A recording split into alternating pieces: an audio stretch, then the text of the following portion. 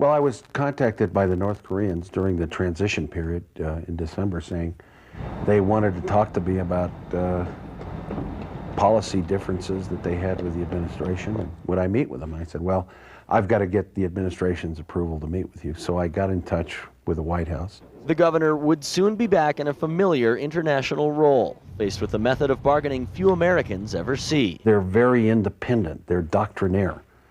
They follow scripts. And this is how they are. I've known them for years. So this did not surprise me.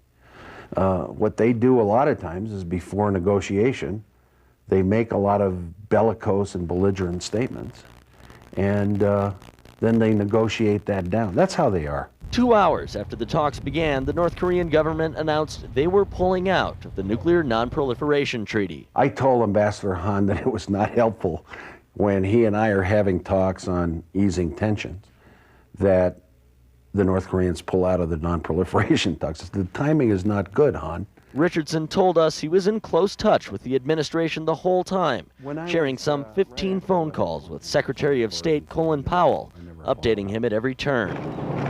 The meetings were part public relations, Richardson says, by both sides to show they were willing to talk, if only unofficially at first. Maybe, you know, I was used a little bit by both sides, but that's fine. If I can bring countries together and if I can be helpful because of my past knowledge, I'm not going to shirk from that. The talks came just 9 days after taking the state's highest office, and the governor says he wasn't shirking his duties here either. I interviewed judicial candidates for San Juan County, 4 of them yesterday.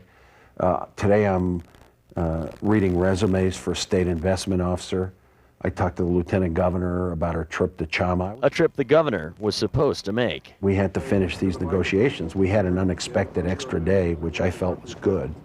You got to take that. The discussions that they've been holding, there are a lot of diplomatic language, of course, about their frank and candid conversations, and that's what we want to trying to get them